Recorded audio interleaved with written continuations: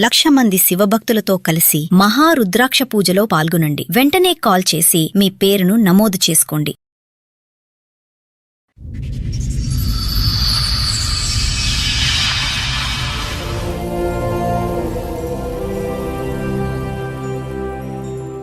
పెళ్ళైన రోజే ఎంక్వైరీ చేస్తే అమ్మాయి జీవితం నాశనం అయిపోయింది, ఆ అబ్బాయి బ్రోకర్, అమ్మాయిలు బిజినెస్ చేస్తాడని చెప్పారు. పెళ్ళైన 3వ రోజు నుంచే ఆ అబ్బాయి పడుకోబెట్టి ఎవరో ఇద్దరిని పిలిపించి అలా చేపించేసి నాకు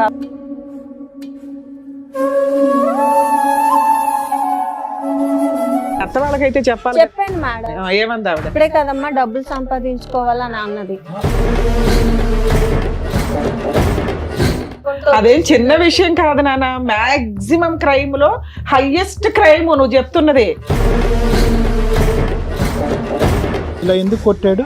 వర్క్ వెళ్ళలేదని సార్. ఇంతనా? కస్టమర్ల దగ్గరికి వెళ్ళడం స్టార్ట్ చేసావా నువ్వు? వెళ్ళండి మేడం.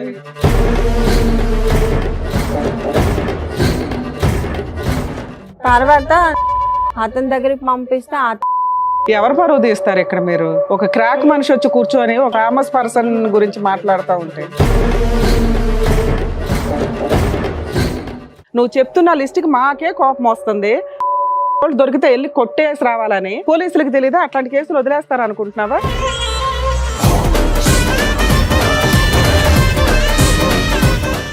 ఆ అమ్మాయి ఫేస్ రివీల్ చేయమన్నా కూడా మేము రివీల్ చేయాలి. ఎందుకంటే వాళ్ళు ఉన్నారు పెద్ద పెద్ద పేర్లు, ఒక్క ఎవిడెన్స్ లేదు.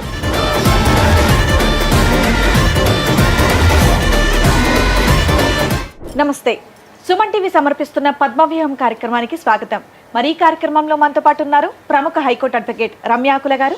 నమస్తే మేడం. నమస్తే అండి. ప్రముఖ సైకియాట్రిస్ట్ డాక్టర్ కళ్యాణ్ చక్రవర్తి గారు. నమస్తే సార్.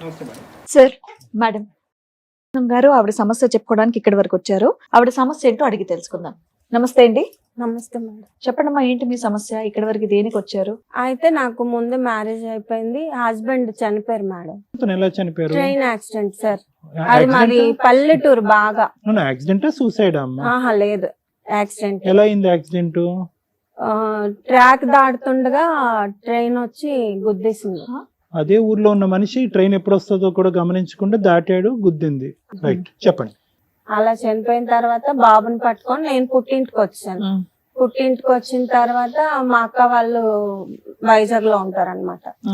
కొన్ని సంవత్సరాలు పుట్టింట్లో ఉండి తర్వాత మా అక్కల ఇంటికి వెళ్ళి నేను ఖాళీగా ఎందుకు ఉండడం, ఏదో ఒక వర్క్ చేసుకుందాం అని చెప్పి వైజాగ్ వస్తే మా అక్క పని చూసింది మేడం. అందులో 3,000కి జాయిన్ అయ్యాను.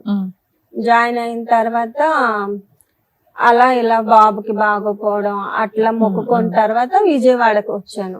మొక్కు తీర్చుకున్నాను, రిటర్న్ ట్రైన్ ఎక్కేసాను. ట్రైన్ ఎక్కినప్పుడు ఈయన నాకు పరిచయం అయ్యాను. పరిచయం అయిన తర్వాత నైట్ అలా అయిపోయింది. తెల్లవారు లెగిసి అతను ఆపోజిట్ సీట్ లో కూర్చున్నారనమాట.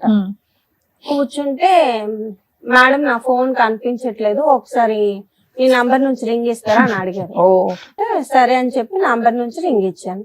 ఫోన్ అతని బ్యాగ్ లోనే ఉంది. సరే నా స్టేషన్ వచ్చేసింది, నేను దిగిపోయాను, అతను వెళ్ళిపోయారు. అతను ఎక్కడోడు? అతనిది విజయవాడే సార్. వైజాగ్ మ్యారేజ్ కి వచ్చాడు, పెళ్లికి వచ్చాడు. ఓకే, అతని దారి అతను వెళ్ళిపోయాడు, నువ్వు గాజువాకి వెళ్ళిపోయావు. నేను నా దారి నేను వెళ్ళిపోయాను, అతని దారి అతను వెళ్ళిపోయాడు. ఒక 3 months తర్వాత ఫోన్ చేశారు. ఎవరంటే నేనండి పవన్ అంటే నాకు తెలియదండి, రాంగ్ నంబర్ అని చెప్పి కాల్ కట్ చేసి. గుర్తుపట్టలేదు మీరు? గుర్తుపట్టలేదు. ఒక 6 నెలలు 7 నెలలు పోయిన తర్వాత నాకు కాల్ చేసి, మేడం ఆ రోజు మీరు విజయవాడలో ట్రైన్ ఎక్కారు కదా, నేను పరిచయం అయ్యాను కదా మేడం, ఆ అబ్బాయిని నేను అని చెప్పారు. చెప్పిన తర్వాత మీరా చెప్పండి ఏంటి ఫోన్ చేశారంటే, మీరంటే నాకు ఇష్టం, నేను మిమ్మల్ని మ్యారేజ్ చేసుకుంటాను అన్నాడు. చేసుకుంటానంటే నాకు మ్యారేజ్ అయిందండి, ఒక బాబు ఉన్నాడు, మా హస్బెండ్ ఇలా చనిపోయారు, మీకు ఏదైనా మాట్లాడాలనుకుంటే మా అమ్మలతో మాట్లాడండి నేను చెప్తాను. ఇతను వైజాగ్ పెళ్లికి రావటం కాకుండా ఏమైనా పనులు చేస్తా ఉంటాడా? అవన్నీ నాకు తెలియదు అసలు. నేనేమి అతని వయసు కనుక్కున్నారా? వయసు అతనికి 28, 29 అవేం నేను అడగలేదు. కాదండి, మరి ఏం అడగనప్పుడు డైరెక్ట్ గా మా ఇంట్లోకి వచ్చి మాట్లాడడానికి మీరు ఎలా అంటారు? అట్లీస్ట్ ఆయన ఏం చేస్తారు, ఆయనకు పెళ్ళయిందా లేదా, వాళ్ళ ఇంట్లో వాళ్ళు ఏంటి, ఇవన్నీ తెలుసుకుంటారు కదా మినిమం ఇంటికి వచ్చి మాట్లాడమని చెప్పే ముందు. ఇవి నేనేమి అడగలేదు మేడం. అందరూ లవ్ అంటారు కదా మేడం, ఇంత డైరెక్ట్ గా పెళ్లి మ్యాటర్ ఎత్తారు అనేసి జెన్యున్ గా ఉన్నారు అనుకొని పెళ్లి చేసుకున్నామని అనుకున్నాను. సరే అయితే మీరు మా అమ్మలతో మాట్లాడండి, ఓకే చెప్పాక వాళ్ళు ఓకే అంటే నేను ఒప్పుకుంటానండి అంటే ఈయన వైజాగ్ వచ్చి మా అమ్మలతో మాట్లాడటం అనేది జరిగింది. మా అమ్మలు ఒప్పుకోలేదు. ఎందుకు? వాళ్ళన్నా కనుక్కున్నారా అతను ఏం చేస్తాడని? నందిగంలో మా షాప్ ఉంది, మా అన్నయ్య వాళ్ళది, అందులో సూపర్వైజర్ గా చేస్తాను, నెలకి 40,000 శాలరీ వస్తుంది అని చెప్పారు. ఏదో ఆ రోజుల్లో అలా చెప్పారు. నందిగంలో 40,000 అంటే ఎక్కువ. మాకు పొలాలు ఉన్నాయి, ఇల్లు ఉంది, సొంత ఫ్లాట్లు ఉన్నాయి అని మా అమ్మాలకి చెప్పారు. లేదండి మేము మాకు నచ్చలేదు, మేము బ్రాహ్మణ్స్ మేడం, వాళ్ళు కుమ్మరోళ్ళు. మా అమ్మ ఒప్పుకోలేదు. ఒప్పుకోకపోతే అతను వెళ్ళిపోయారు. వెళ్ళిపోయిన తర్వాత ఇంకా మా ఇంట్లో వాళ్ళతో నేను ఫైట్ చేశాను. ఇంకా పెళ్లి చేయకుండా అలా వదిలేస్తారేంటి, ఇప్పుడైనా చేయరా అని చెప్పేసి నేను పురుగుల మందు తాగి చచ్చిపోతాను, లేదంటే పెళ్లి చేయకపోతా అని చెప్పి చాలా పెద్ద ఫైట్ చేసి ఇంట్లో వాళ్ళని మొత్తానికి ఒప్పించి అప్పుడు ఒప్పుకున్న తర్వాత మా అమ్మ మా బాబాయ్ వీళ్ళంతా వీళ్ళతో మాట్లాడారు. మామూలు మాట్లాడడానికి వెళ్దాం అనుకున్నాము, అక్కడ బొట్టు పెట్టించడం గట్ట అంతా జరిగిపోయింది. ఇది ఎవరు ప్రయత్నం వల్ల ఒప్పుకోవటం జరిగిందమ్మా? నా ప్రయత్నం వల్ల ఒప్పుకోవటం. ఎందుకు మీకు అంత ఇంట్రెస్ట్ వచ్చింది? ఊరికి అడుగుతున్నాను. అంటే వద్దన్నారు. ఆ అబ్బాయి అలా మాట్లాడి మ్యానిపులేట్ చేశాడు సార్. ఏమన్నాడు? ఆ మాటల్లో అమాయకత్వం గట్ట అలా కనిపించింది. ఉన్నావు, నీకు ఆయనలో అమాయకత్వం కనిపించిందా?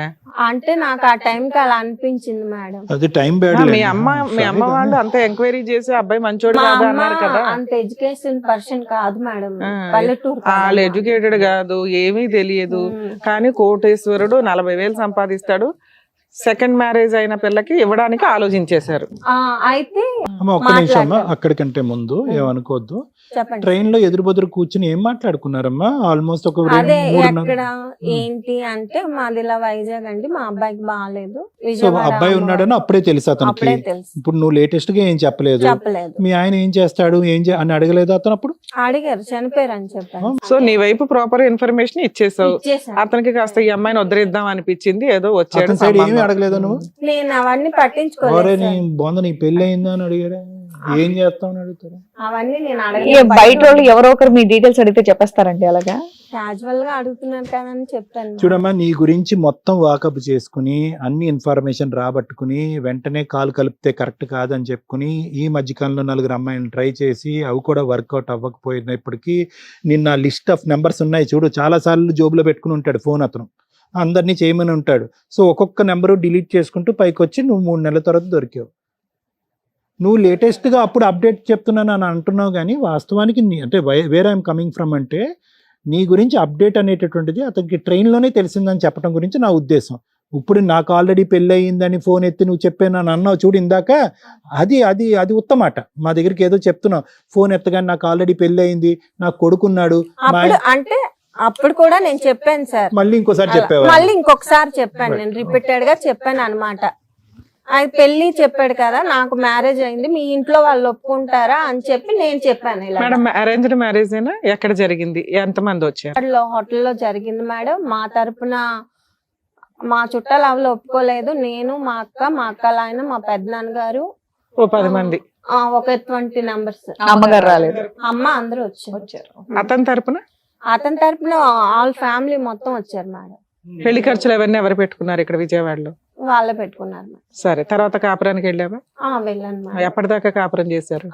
నాకు పెళ్ళైన రోజే ఆ హోటల్ చుట్టాలు ఒకళ్ళు ఎంక్వైరీ చేస్తే ఇలా అమ్మాయి జీవితం నాశనం అయిపోయింది, ఆ అబ్బాయి మంచోడు కాదు, ఆ అబ్బాయి బ్రోకర్, అమ్మాయిలు బిజినెస్ చేస్తాడని చెప్పి అప్పటికే నా మెడలో తాళి పడిపోయింది. మరి ఎవరో కిట్టిన వాళ్ళు చెప్పారేమో అనుకున్నాం. ఒక్కళ్ళేనా మీకు అన్నదమ్ములు, అక్క చెల్లెళ్ళు? ముగ్గురు మా అమ్మ కూతుర్లే. నేను మిడిల్, మా చెల్లి లాస్ట్, మా అక్క. అమ్మ పెళ్లికి ముందు ఒక ఆడపిల్ల జీవితం ఆల్రెడీ ఒకసారి అంటే చెప్తున్నానమ్మా, మనం ఎక్కడో పురాతన కాలంలో లేము, లేటెస్ట్ అడ్వాన్స్ సొసైటీలోనే ఉన్నాము. నీ పెళ్లి కూడా 9 సంవత్సరాల క్రితమే అయ్యింది. నువ్వు కనుక్కున్నటువంటి వివరాలు మీ తల్లిదండ్రులకి తెలిసిన తర్వాత, మీ అమ్మగారికి తెలిసిన తర్వాత, నాన్నగారు లేరమ్మా? అమ్మగారు. మరి ఏదో ఒకటి నందిగామ ఆ షాపుకి ఫోన్ చేయటమో చెప్తున్నాను, ఆ సూపర్వైజర్ అనే పాత్ర ఉందా లేదా అనేది కనుక్కోవటం, ముందు వెనకాతల ఆస్తులు అనేది ఏమీ ఎంక్వైరీ చేయలేదమ్మా. జస్ట్ ఇక్కడ కట్ చేస్తే మళ్ళీ పెళ్ళేనా? వెళ్ళాం మేము వాళ్ళ ఇంటికి వెళ్ళాము. వెళ్ళారా? వెళ్ళాము. నైస్. వెళ్ళిన అదే వాళ్ళ సొంత ఇంటికి అక్క వాళ్ళ కొడుకు ఇంటికి తీసుకెళ్లారు. అతనిది షాప్. ఓకే. వాళ్ళు కూడా అదే చెప్పారు, మా పని చేస్తున్నాడు ఇక్కడ? సూపర్వైజర్ గా చేస్తున్నారండి. 40,000 జీతం. కౌలూరులో ఇల్లు చూపించారు, వాళ్ళ పొలాలు చూపించారు, అవన్నీ చూపించారు. Right. Okay, good good good. Marriage హాల్లోనే మ్యారేజ్ అవ్వగానే మీకు చెప్పారు కదమ్మా ఈ అబ్బాయి బిజినెస్ చేస్తాడు అని, మీరు అడిగారా అతన్ని? లేదు మేడం, అప్పుడు పెళ్లి హడావుడిలో ఉన్నాం కాబట్టి తర్వాత నెక్స్ట్ రోజు ఇంకో నెక్స్ట్ రోజు ఎప్పుడైనా అడిగావా సరదాగా అయినా? గిట్టని వాళ్ళు చెప్పారు అనుకో, నేను అంత పెద్దగా పట్టించుకోలేదు. ఏది ఆ చిన్న విషయం అది నీ దృష్టిలో అప్పట్లో? లేదు మేడం, నేను పెద్దగా పట్టించుకోలేదు. అంటే నాకు అంత మెచ్యూరిటీ. ఎన్ని రోజులు హ్యాపీగా ఉన్నారు? ఎంతకాలం హ్యాపీగా ఉన్నారు మీరు? ఒక 3 నెలలు. తర్వాత ఏమైంది? తర్వాత అత్త వాళ్ళ ఇంటి నుంచి బయటకు వచ్చాం మేడం. 3 నెలలు అత్తగారి ఇంట్లో ఉన్నారు. మళ్ళీ ప్రెగ్నెన్సీ గానీ అట్లా ఏమైనా వచ్చిందా? లేదు మేడం. ఓకే. అయితే మేము బయటకు వచ్చి అపార్ట్మెంట్ రెంట్ తీసుకుంటే మా అమ్మగారు సామాన్లు అన్ని కొనుక్కోవడానికి. అత్తగారింట్లో ఉన్నారు, బయటికి ఎందుకు వచ్చారు? నేను అక్కడే ఉందాము, సొంత ఇల్లు ఎందుకు ఎక్కడికి వెళ్ళి రెంట్ కట్టుకోవడం అని అంటే, అప్పటికి వాళ్ళ అమ్మకి చిన్న సాంబార్ విషయం తక్కువ అయిందని కూడా ఈదిలో పెట్టేశారు సార్. అప్పటికే గొడవ అయింది. మేము పెళ్ళైన 3వ రోజు నుంచి ఆ అబ్బాయి పెద్దగా అరవడం, వాళ్ళ అమ్మని కొట్టడం, ఈదిలోకి లాగడం, వాళ్ళ అన్నయ్య అబ్బాయి మధ్యలో గొడవలు జరగడం. నీ మీదకి ఏం రాలేదు కానీ వాళ్ళ అమ్మ మీదకి అయితే వెళ్ళాడు. ఈ 3 నెలల్లో నీ మీద ఏం లేదు? నా మీదకి ఏం రాలేదు. ఉద్యోగానికి వెళ్ళేవాడు 3 నెలలు? ఇంట్లోనే ఉన్నాడు సార్. అదేంటి మీరు పనికి వెళ్ళట్లేదు, అక్కడికి వెళ్ళట్లేదు, షాపింగ్కి వెళ్ళాలి కదా వెళ్ళట్లేదు అనేసి అంటే, ఏం లేదు సార్, అసలు ఇంట్లో కూర్చొని ఫోన్ పట్టుకొని చూడటం, లేదంటే ఏమైనా తినటం, లేకపోతే టీవీ చూడటం. మళ్ళీ ఇల్లు గడవటానికి డబ్బులమ్మా? మా అత్త వాళ్ళకి పొలం ఉంది సార్, వాళ్ళు బియ్యం వేస్తారు, ఈవిడే మొత్తం మెయింటెనెన్స్ అంతా. ఇతను తిని పడుకోవటం ఇంట్లో, ఇంకేం లేదు ఇతని పని? ఏం లేదు. ఉద్యోగం అంతా గ్యాస్. అక్కడికి అది అయిపోయిన తర్వాత మేము వచ్చాము. ఇల్లు అంతా చూసుకున్నాం. మా అమ్మగారు అమౌంట్ వేస్తే ఒక 2 లక్షలు మొత్తం సామాన్లు అన్ని కొనుక్కొని. మీ అమ్మగారి దగ్గర 2 లక్షలు ఉన్నాయా వేయడానికి?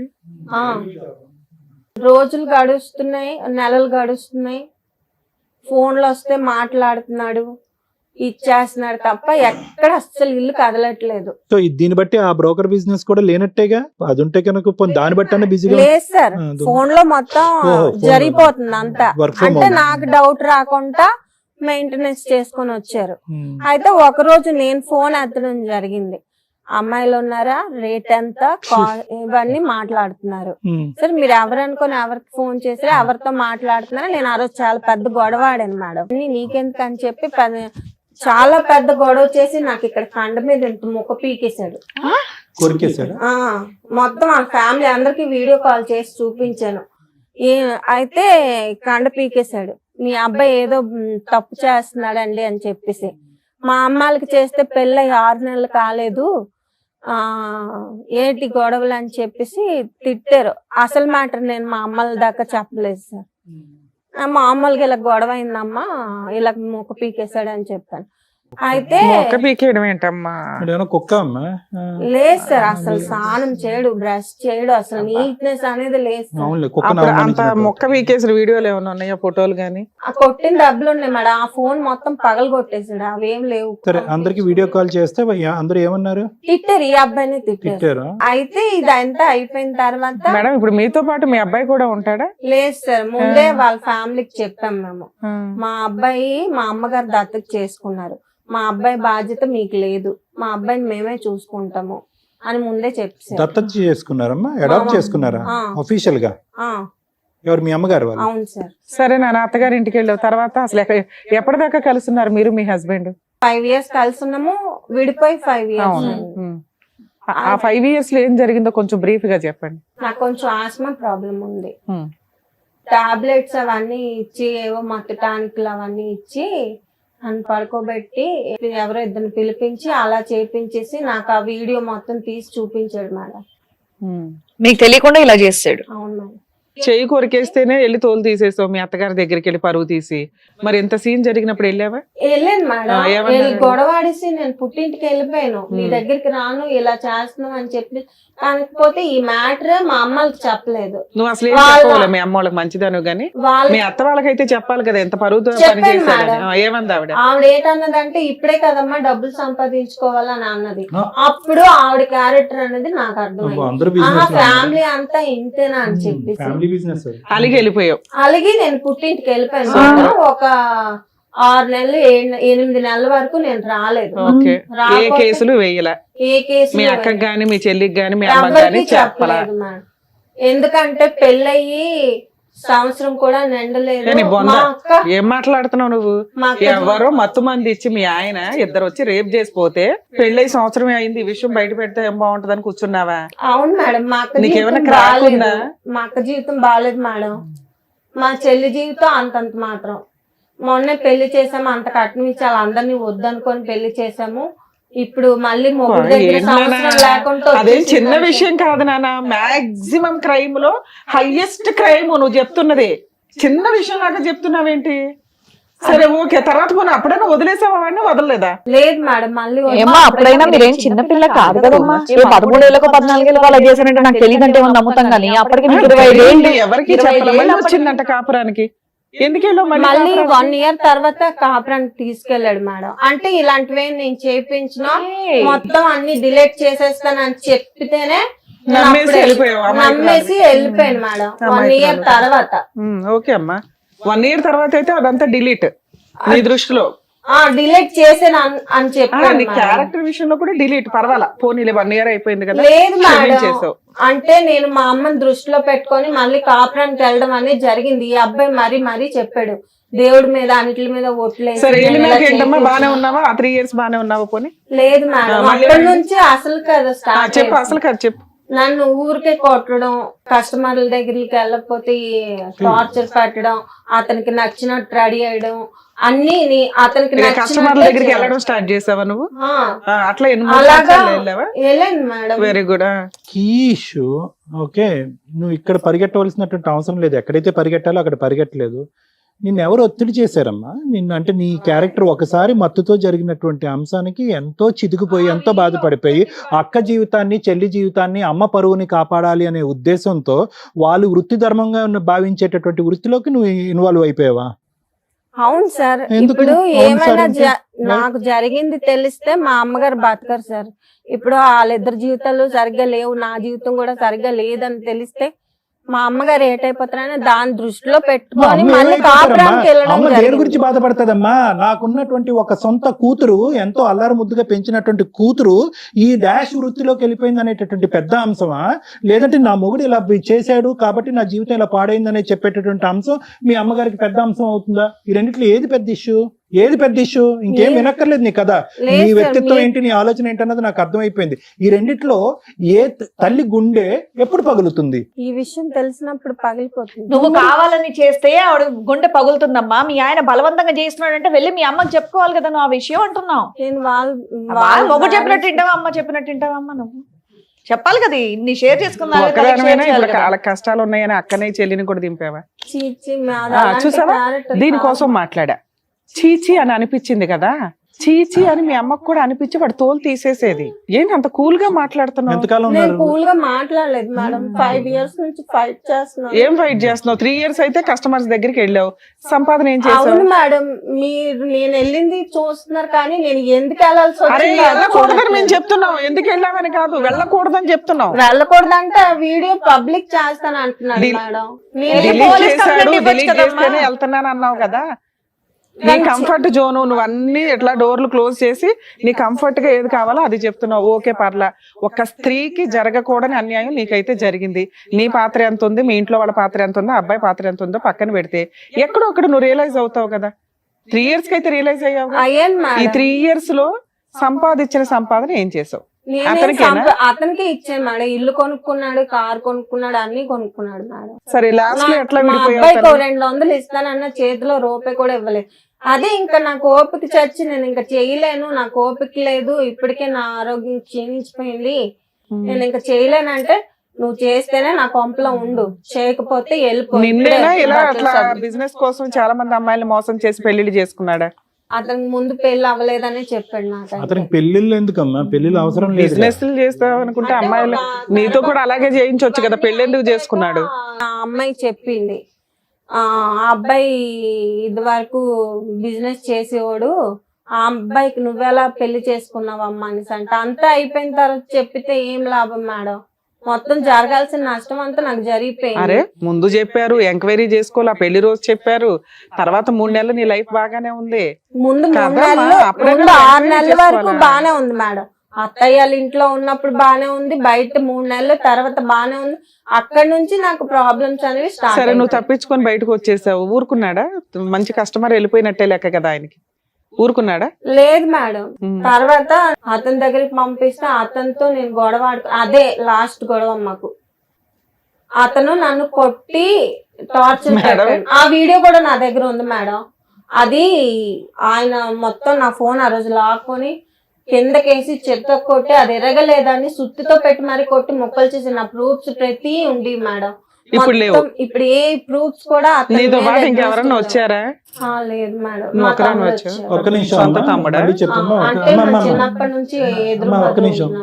మీ పేరు ఎవరు పరువు తీస్తారు ఇక్కడ? మీరు ఒక క్రాక్ మనిషి వచ్చి కూర్చొని ఒక No, we are not famous picking up- person no, no, no, no, గురించి no, we are not మాట్లాడుతా picking up ఉంటే. any names. I'm just asking for the list of people that she's involved.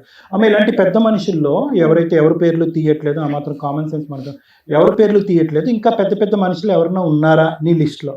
లేరు sir. ఇతను ఒక్కడే. ఉన్నదే చెప్పాను. అతను ఒకడే. అతను ఒకటి. సో ఇవన్నీ కూడా నీకు ఎక్కడా కూడా ఏ ప్రయాణం కూడా మొత్తం ఎన్ని సంవత్సరాలు అయితే నువ్వు ఫైట్ చేసావో, ఇష్టం లేక అయిష్టతోనే వెళ్ళావు, అతను అయిష్టం. బలవంతంతో వెళ్ళావు. మీ అమ్మగారికి ఈ మాట చెప్తే కనుక అమ్మ మనసు పాడైపోద్దని చెప్పే వెళ్ళావు. ఎక్కడా కూడా ఆ డబ్బులు నీకు రావటం కానీ నువ్వు వాడుకోవటం కానీ చేయలేదు. ఏమీ జరగలేదు మేడం. నాన్న ఈ 5 years లో ఏం చేశారు మీరు? కేసులు ఏమన్నా వేసారా వేశాను కోర్టులో? మేడం. ఏమేం కేసులు వేసారు? పోలీస్ స్టేషన్ కి వెళ్ళి ఇలా బిజినెస్ చేపిస్తున్నాడు అని చెప్పేసి నన్ను కొట్టిన దెబ్బలతోనే ఆ రోజు నేను పోలీస్ స్టేషన్ కి వెళ్ళాను. పోలీస్ స్టేషన్ కి వెళ్తే ఫోన్ తీసుకొని మొత్తం చూస్తే దొరికాడు. ఓకే. దొరికిన తర్వాత ఎవరు మీ హస్బెండా వాళ్ళ? మా హస్బెండ్ వీళ్ళంతా దొరికేశారు. ఓకే. పోలీస్ స్టేషన్ కి వెళ్ళాక 4 దెబ్బలు కొట్టి ఆ అమ్మాయిని ఇలా చేస్తావా తప్పు కదా అని చెప్పేసి 4 కొట్టి తర్వాత కౌన్సిలింగ్ పంపించారు. కలిసి ఉంచడానికి కౌన్సిలింగ్. సార్ మేడం నేను కలిసి ఉండే ప్రసక్తి లేదు మేడం, నా జీవితం నాశనం చేస్తాడు, నా జీవితం అన్యాయం అయిపోయింది. నాన్న నువ్వు ఇంతమంది లిస్ట్ చెప్పినాక కూడా వాళ్ళు కౌన్సిలింగ్ కలిపి ఉంచాలని అతను రెడ్ హ్యాండెడ్ గా దొరికిన తర్వాత కూడా కౌన్సిలింగ్ అన్నారు మేడం. ఇక్కడ ఏం జరిగింది మేడం? నాకు నాన్న ఇప్పుడు మీరు అన్నారు కదా మేడం నేను క్రాక్ అని. నేను క్రాక్ కాదు మేడం. నేను క్రాక్ అని నేను అనలేదమ్మా. నీకు క్రాక్ ఇలా ఎందుకు మాట్లాడుతున్నావు? సేమ్ నేను ఇక్కడ ఇప్పుడు నాకు జరిగింది నిన్ను క్రాక్ అని డిసైడ్ చేయడానికి నేనెవరు మేడం. ఎక్కడ వెళ్ళలేదు కదా. నా Certificate బాధ ఇవ్వడానికి. నేను ఇక్కడ జరిగింది నాకు తెలుసు, అవతల వాళ్ళకి ఎవరికి తెలుసు సార్. నేను ఎందుకు చేయాల్సి వచ్చింది అవతల వాళ్ళంటే ఎవరమ్మా? బయట వాళ్ళకి తెలియక సార్. నా బాధ నేను బయట పడుతున్నా. వాళ్ళకి నీ గురించి ఒకటి- ఎందుకు తెలియాలి నాన్న? మాట్లాడవలసినప్పుడు మాట్లాడలేదు, చెప్పుకోవలసిన మనుషులకి చెప్పుకోలేదు. మత్తు వచ్చినప్పుడు ఏదైతే పని చేసావో, మత్తు లేనప్పుడు కూడా 5 సంవత్సరాల పాటు ఆ పని చేసినప్పుడు 100 మంది కూడా ఇదే మాట అంటారు. ఎవరిని తప్పు పట్టక్కర్లేదు. నువ్వు అనుభవించింది నీ ఏంటి దగ్గర ఒక అనేది ఆ ఎవిడెన్స్ నాలుగు లేదు, రోజులు ఒక నీకే కేసు ఎఫ్ఐఆర్ ఇన్ని చెప్తున్నారమ్మా. మీ హస్బెండ్ మిమ్మల్ని కొట్టినట్లు ఉంటదే తప్ప ఇప్పుడు నువ్వు చూపించేవన్నీ వీడియో కూడా పోలీసులకి అంత బుద్ధి లేదనుకున్నావా? నువ్వు చెప్తున్న లిస్ట్ కి మాకే కోపం వస్తుంది. అరే అట్లాంటి వాళ్ళు దొరికితే వెళ్ళి కొట్టేసి రావాలని. నువ్వు వచ్చి మేడం మమ్మల్ని అర్థం చేసుకోరు ఏంటండి అని మాట్లాడుతున్నావు. పోలీసులకు తెలియదా అట్లాంటి కేసులు వదిలేస్తారు అనుకుంటున్నావా? నువ్వు లిస్టు చూపిస్తే ఖచ్చితంగా వాళ్ళని అరెస్ట్ చేస్తారు. మీ ఆయనతో కలిసి లేదమ్మా, ఉంచాలని ఏ ఫోటోస్- పోలీసులు అనుకోరు. ఫోటోస్ చూడు. అదే నీకు జరిగింది domestic violence. Wife and husband తగ్గదా అన్నట్లు ట్రీట్ చేశారు వాళ్ళు. సరే ఒక అడ్వకేట్ ని పెట్టుకుని వీటి మీద పోనీ సీరియస్ గా ఫైట్ చేశారా? చేశాను మేడం. ఆ, ఆవిడ ఏమేం కూడా కేసులు వేశారు? అతని తరపు మాట్లాడింది. ఇలా ఎందుకు కొట్టాడు? వర్క్ కి వెళ్ళలేదండి సార్. వర్క్ వెళ్ళలేదని ఇలా కొట్టాడా? ఆ, ఇంతనా? ఎంత దారుణంగా ఒకసారి కొట్టారు. మొత్తం ఫోటోలు చూడండి సార్, ఇవి మొత్తం అన్ని కమిలిపోయి.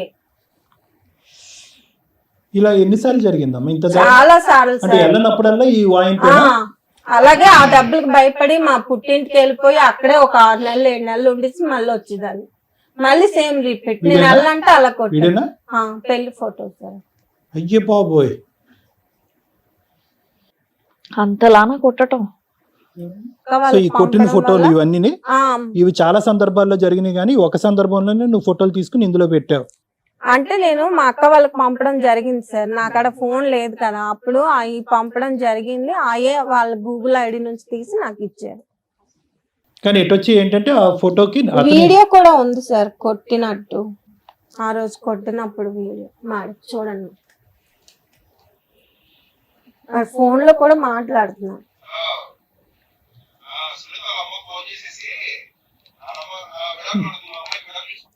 విడాకులు అడుగుతుంది అని ఎవరో అంటున్నాడు ఏంటి? ఆ అదే సార్, ఇలా వెళ్ళలేదని చెప్పి నన్ను కొట్టాడు. నీతో పాటు ఎవరో వచ్చారు, వాళ్ళు ఎవరు, మా తమ్ముడు సార్. ఏం చెప్పాలనుకుంటా? ఫస్ట్ పెళ్ళైంది, బాబు పుట్టాడు, ఇలా సమస్య జరిగింది, మళ్ళీ పెళ్ళైంది అని తెలిసింది సార్. Right. తెలిసిన తర్వాత అక్క అక్కడికి వెళ్ళిన తర్వాత అక్కడ ఉండి వచ్చింది. Hmm. వచ్చిన తర్వాత ఇలానే బాధపడుతుంటే అక్క సూసైడ్ చేసుకోవడానికి అటెంప్ట్ చేసింది.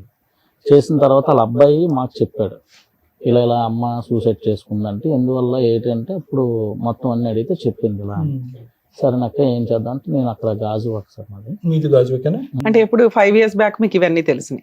నాకు అంటే వాళ్ళ అబ్బాయి ఇతను ఎప్పుడైతే సూసైడ్ చేసుకున్నా అదే ఎప్పుడు సుమారు ఎప్పుడు అది? ఎప్పుడు? అది ఒక 1 year అలా అవుతుంది. అంతే 1 year బ్యాక్ వీళ్ళ స్టోరీ మీకు తెలుసు. తెలిసింది. తెలిసిన తర్వాత అబ్బాయి ఇలా చెప్తే మేము వెళ్ళిన తర్వాత జరిగింది, ఇలా సూసైడ్ ఎందుకు చేసుకున్నాం అట్లా ఏటక్క అంటే అప్పటికి విడిపోయి 4 years అవుతుంది కదా, మర్చిపోయి ఉంటది. అప్పుడు ఎందుకు చేసుకుంది సూసైడ్ ఐటమ్? అంటే అతని కోసం తిరిగి ఒక్క నిమిషం తమ్ముడు, ఒక 2 నిమిషాలు ఆగండి. సూసైడ్ ఎప్పుడు చేసుకున్నావు? అటెంప్ట్ ఎప్పుడు చేశారు?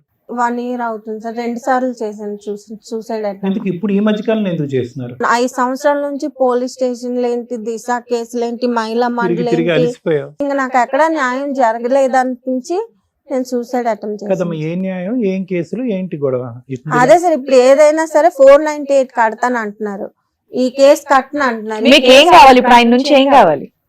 ఏం ఎక్స్పెక్ట్ చేస్తున్నారు? నాకు డబ్బులు మ్యాటర్ కాదు మేడం, అతనికి నాకు నా జీవితం నేను అన్యాయం అయిపోయినందుకే అతనికి శిక్ష పడాలి. శిక్ష పడాలా లేదంటే కంపెన్సేషన్ ఇవ్వాలా ఏంటి? నాకు అర్థం కాదు. Compensation- కాంపెన్సేషన్ అతనే ఇస్తాను అంటున్నారు. అంటే వీళ్ళు కట్నం కింద ఫస్ట్ పెళ్ళైనప్పుడు ఒక 5 లక్షలు, దాని తర్వాత మధ్యలో 2 లక్షలు ఆయన కారు కొనడానికి ఏదో 4 కోట్లు ఇచ్చి పెట్టారంట. అవన్నీ నేను కూడా ఫోన్ లో మాట్లాడాను సార్. అతనితో మాట్లాడితే ఏమన్నారంటే నేను ఒక 5 లక్షలు ఉన్న తులం బంగారం ఇవ్వగలను, నేను అంతకన్నా ఇవ్వలేను అంటున్నాడు అతను. ఏది డైవర్స్ ఇవ్వడానికి? డైవర్స్ అడుగుతున్నా. డైవర్స్ అడుగుతున్నారు. ఇప్పటికి 5 years నుంచి మరి మీకోసం ఇలా చేశారంట కదంటే తిరిగారు, నా అమ్మాయి స్టేషన్ లో కంప్లైంట్ ఇచ్చింది, చేశారు, చెందారు అని చెప్పారు. ఇవన్నీ మీరు ఎప్పుడైనా సిట్టింగ్ కూర్చొని మాట్లాడారా ఫోన్ లో గానీ? ఫోన్ లో బిజినెస్ చేయించావా అని అడిగారా? అవన్నీ మేము అడిగితే మీరు చూసారా, చెందారా అని అడుగుతున్నారు. సో అతనైతే ఒప్పుకోవట్లేదు, ఆ వ్యాపారం అది ఈ అమ్మాయి చేత చేయించినట్టు ఒప్పుకోవట్లేదు. ఒప్పుకోలేదండి. కాకపోతే ఈవిడ మెసేజ్లు చేసేది, వీళ్ళతో వాళ్ళతో మాట్లాడేది అని చెప్పేసి నాకు చెప్పాడు. చెప్తే నేను అడిగాను ఆవిడ చదువుకుందా అని అడిగాను, చదువుకోలేదు అన్నాడు. అంటే ఆవిడ చదువుకోలేదని మాకు తెలుసండి. ఆవిడ చదువుకోకుండా ఆవిడ ఎలా మెసేజ్లు చేస్తుందని అడిగాను. ఆయన ఏంచి అది కాదు ఇది కదా అంటే అప్పటికి మాకు ఇవి చెప్పింది ఇలా ఇలా బేసికలీ ఏంటంటే ఈ అమ్మాయి మీద అతనికి అనుమానం అనేది ఒకటి ఉంది. లేదు సార్, మరి మెసేజ్లు అంటే తనే మెసేజ్లు చేయిస్తూ ఉంటాడు అనమాట. ఇప్పుడు మీరు ఉన్నారు సార్, ఎగ్జాంపుల్ మీ నంబర్ తన దగ్గర ఉంటుంది, తనే ట్రాప్ చేయిస్తాడు అనమాట. ఫోన్ చేయించి మాట్లాడించడం చేయడం, ఇంట్లో మొత్తం అన్నిటి కోసం అలా చేయించేవాడు. ఇదేదని చెప్పేసి చెప్పిందా, ఓకే నీకు ఇంత జరిగినప్పుడు ఎందుకమ్మా, మనకి ఎవరికైనా ఒక్కరికైనా చెప్పాలి కదంటే చెప్తే ఇలా ఉంది, నాకు ఆ వీడియోతో బ్లాక్ మెయిల్ చేస్తున్నాడు 1-10 సార్లు. ఏరుకోరి మరి సరే నేను చేసుకుంటాను పట్టుబట్టి చేసుకున్నాను. చేసుకున్న తర్వాత ఇలా జరిగితే మళ్ళీ నాకు ఇబ్బందే కదా, నేను ఇంక అందుకే ఉండిపోయాను. మాకు అప్పుడు ఇలా జరిగిన తర్వాత తెలిసిన తర్వాత నేను అడిగితే అప్పుడు నేను మొన్న రీసెంట్ గా ఒక 4 months అలా అవుతుంది మేడం, నేను మాట్లాడాను ఫోన్ లో. ఇలా ఉందంట కదండి, ఎందుకు ఇది ఒకసారి చూసి మాట్లాడండి, ఏంటంటే తీసుకెళ్తానంటే నేను తీసుకెళ్ళొచ్చాను. ఇప్పటికి 5 years కూడా ఇక్కడే రెంట్ కి ఉండేది, ఆ పక్కనే దగ్గరలోనే ఉండేది. అంతా ఫైట్ చేసుకుని మహిళా మండలి దగ్గరికి వెళ్ళి. ఎప్పటిదాకా ఉంది విజయవాడలో? 1 year వరకు. 1 year వరకు విజయవాడలోనే. మరి ఇందాక అడిగితే 5 years నుంచి వాళ్ళ అక్క దగ్గర ఉంటున్నారు, ఆవిడ పోషిస్తున్నారు. 1 year నుంచి 4 years వదిలేసి నువ్వు విజయవాడలో ఇండివిడువల్ గా ఉన్నావు. 5 years ఎలా ఉన్నావు? డబ్బులు ఎక్కడే? మా అమ్మ వాళ్ళు వేసారు మేడం. అమ్మ పోషించేదమ్మా ఇంతకాలం, ఇప్పటికి మీరు కూడా ఒక్కరే ఉన్నారా? అవును మేడం. మీరు ఒక్కరే అక్కడ ఎందుకు ఉన్నారు మరి? అది అమ్మ వాళ్ళ దగ్గర వెళ్ళాల్సింది కదా. అమ్మ కేసుల గురించా? అమ్మ వాళ్ళకి అన్ని తెలిసిపోతాయి అని చెప్పేసి నాకు భయం వేసి మీ ఆయనతో ఉన్నట్టే తెలుసా మీ అమ్మ వాళ్ళకి? లేదు మేడం, వదిలేసాను. నువ్వు మా ఇంటికి రాకు, మొగుడిని వదిలేసి వస్తే నా ఇంటికి ఎందుకు వస్తావు, నువ్వు ఎక్కడైతే చచ్చిపో, కానీ డబ్బులు పంపిస్తుంది మా మీ అమ్మ. ఇంటికి రాక అని చెప్పింది మేడం. సో విడిగా ఉండటానికి నీ మట్టుకు నువ్వు ఉండటానికి ఇంటికైతే అడుగు పెట్టద్దు, ఇక్కడ పరుగు పోద్దు కాబట్టి అక్కడ పోషణ నిమిత్తం డబ్బులు పంపిస్తున్నావు. డబ్బులు పంపించి బాబుని తన దగ్గర పెట్టుకుంది, అంతే కదమ్మా? బాబు వస్తూ ఉండేవాడు అంతా, వెళ్తూ చూస్తూ వస్తూ ఉండేవాడు. ఒక సడన్ గా బాబు ఉంటున్నప్పుడే తిని ఇలా చేసింది. చేసిన తర్వాత మాకు అప్పుడు ఆ బాబు చెప్పాడు, ఇలా ఇలా ఉందని, ఇలా జరిగింది అంటే అప్పుడే అలా కాళ్ళు అందరూ వెళ్ళి తీసుకొని వచ్చారు. వచ్చిన తర్వాత అక్కడ నుంచి ఇల్లు ఖాళీ చేసిన తర్వాత అసలు ఏం జరిగింది ఏంటంటే ఎవరికి చెప్పట్లేదు. చెప్పమ్మా పర్వాలేదు, నేను మరి మీ తమ్ముడు మీ అబ్బాయి బాబులు అంటున్నాయి కదా, నాకు చెప్పక్క పర్వాలేదు అంటే అప్పుడు ఇలాగ ఉంది తమ్ముడు, నేను ఎవరికి ఏం చేయలేకపోతున్నాము, ఏం చెప్పాలో కూడా తెలియట్లేదు మాకని. అప్పుడు నేను 4 రోజుల 4 నెలల క్రితం మాట్లాడితే తను చెప్తున్నాడు, నేనైతే ఒక 5 లక్షలు ఇస్తాను, 1 తులం బంగారం ఇస్తాను, నాకు ఇచ్చారు ఓకే, నాకు అక్కడ లేవు, ఇప్పుడు ఏం చేయమంటారు, నేను ఎంత అయితే ఇవ్వగలరు, లేకపోతే లేదు. నేను కాంపోజిషన్ అయితే అడగట్లేదు, నాకు డబ్బులు వద్దు, మరి ఏం నాకు ఇలా జరిగినందుకు వాడికి తగ్గ శిక్ష పడాలి ఆ, ఈ స్టేజ్ మీదకి ఎవరు తీసుకొచ్చారు అమ్మాయిని? తను తనే మాట్లాడి వచ్చిందా? ఇక్కడ ఎవరు వాళ్ళని శిక్షిస్తారు అనుకుంటున్నారు? ఇప్పుడు మీ వీడియోస్ అన్ని చూస్తూ ఉంటే అందరికి తెలుసు కదా నాకు న్యాయం జరుగుతుంది అనే కదా. ఏ న్యాయం సార్? పోలీసుల దగ్గరికి వెళ్ళింది, అడ్వకేట్ల దగ్గరికి వెళ్ళింది, వాళ్ళు చెయ్యని న్యాయం ఈ స్టేజ్ మీద రమ్య గారు అయితే చెయ్యరు కదా. శిక్ష అంటే ఏం శిక్ష పడాలి అంటే నాకు తెలియక అడుగుతున్నాను, సారీ. నువ్వు పడినటువంటి వేదన బాధ మామూలుది కాదు. ఒక పక్క నుంచి అమ్మకి చెప్పుకోలేక భర్త ఇలాంటోడు అని చెప్పి నరకం, నువ్వు అనిపించింది నరకం, అది నాకు అర్థం అవుతుంది. ఆ పోరాటం గురించి ఈ పుట్టింటికి వెళ్ళలేక అత్తింటి దగ్గరే, అదే మీ ఆయన ఇంటి పక్కనే ఒక ఇల్లు తీసుకుని ఆ అమ్మకి ఇప్పటికీ కూడా నేను ఇక్కడే ఉండిపోతానమ్మా, నేను గెలవాలని, నార్మల్ టార్చర్ కాదమ్మా, it's very heavy hearted. But what can we do? ఏంటి శిక్ష అంటే ఏంటి? ఈ పాటికి నువ్వు చాలా పోలీస్ స్టేషన్లు, చాలా అందరి మాటలు అన్ని విన్నావు కదా, ఏ విధంగా శిక్ష పడుతుంది ఇలాంటి వాళ్ళకి? ఏంటి శిక్ష? 498 కేసు పెడతానంటున్నారు మేడం. ఒక్క నిమిషం తమ్ముడు. 498 కేసు పెడితే నాకు న్యాయం ఎక్కడ అవును, దానికి జరుగుతుంది? ఇలా మించిన ఇల్లు శిక్ష, అలా వచ్చేస్తారు దానికి కదా మించిన మేడం. శిక్ష ఏంటి? ఆడిని నరికేసే శిక్ష ఏంటి? ఆడిని నరికేసే శిక్ష ఏమైనా ఉందా? ఇలా చేసినందుకు దానికి తగ్గ వేరే సెక్షన్లు ఉంటాయి కదా అని See, the అడుగుతుంది thing కూడా. is, ఒకటే నీ బాధ, ఆవేదన, నీ కోపము, నువ్వు ఎంత రగిలిపోతున్నావు, ఎన్ని సంవత్సరాలు బట్టి రగిలిపోతున్నావు. ఎందుకంటే ఇలాంటి అంశాల గురించి బహుశా ఒక స్త్రీ ఎక్కడో చోట విసిగి వేసారిపోయి ఈ అమ్మాయి వాడు కల్మకాడు పోతాడని చెప్పి వదిలేస్తావు.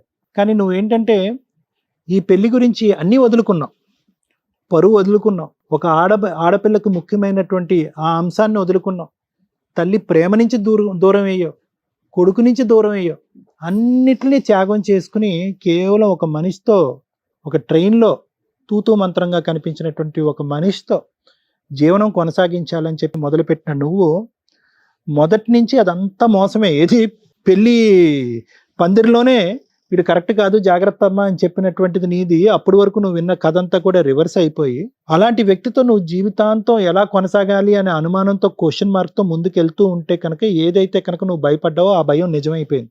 ఓకే, కానీ ఇక్కడ ఉన్న విచిత్రం ఏంటంటే కనుక మేము కూడా రేర్గా, నేను ఓకే మేడం వాళ్ళ సంగతి నాకు తెలియదు, నేను కూడా ఇటువంటి రేరెస్ట్ ఆఫ్ రేర్ సిచ్యువేషన్ నేను చూడలేదమ్మా. నీ వైపు అసలు వేలెత్తి చూపెట్టే ధైర్యం ఎవరికీ ఉండకూడదు, చూపెట్టకూడదు కూడా. ఎందుకంటే కనుక నువ్వు ఎందుకు ఇక్కడ పని లేక కూర్చున్నావా? డబ్బుల గురించి కూర్చున్నావా? ఎంత ఇస్తాడు మా ఆయన? 3 కాదు 4 ఇవ్వాలి, 4 కాదు 5 కావాలి, 5 కావాలి 10 గురించి, బేరాల గురించి కాదుగా. నీ మనసులో రగిలిపోతున్న ఆ ఆవేదన, వేదన ఏదైతే ఉందో, సపోర్ట్ సిస్టమ్ లేనటువంటి ఒక ఆడపిల్ల ఇక్కడ వచ్చి కూర్చుంది. చాలా ఈజీగా ఇప్పుడు మనం అనొచ్చు, ఓకే ఎస్, వెనక ముందు చూసుకోకుండా వాడెవడు, వాడి కెరీర్ ఏంటి, వాడు ఏంటి అనేది కనుక్కోకుండా ఎలాగమ్మా అంత గుడ్డిగా వెళ్ళిపోయి ఎలా పెళ్లి చేసుకో అని చెప్పి రెట్రోస్పెక్టివ్గా మనం అడగవలసినటువంటి. ఇందాక నుంచి నేను చూస్తుంటే నాకు బాధ జాలే వస్తుంది. అరే ఎందుకు కొద్దిగా కనుక్కుని ఉంటే కనుక జీవితం ఇంకొద్దిగా బాగుండేదేమో అనేటటువంటి ఆలోచన కూడా వస్తుంది. దానికి మించి అసలు కోపం రావట్లే. ఇన్ఫ్యాక్ట్ నువ్వు ఎందుకు ఇంత కోపపడుతున్నావు అనేది అర్థమైంది. ఎందుకంటే ఇలాంటిది ఒకసారి మత్తిచ్చి ఇలా చేయగానే వాడు పీకి ప్యాకెట్ ఆడి ఉండేవారు. అమ్మకి చెప్పో, లేదంటే ఇలాంటి పెద్ద మనుషులు ఇలాంటి కుర్రోళ్ళని తీసుకొచ్చి దబదబా అని కొట్టుండేవారు.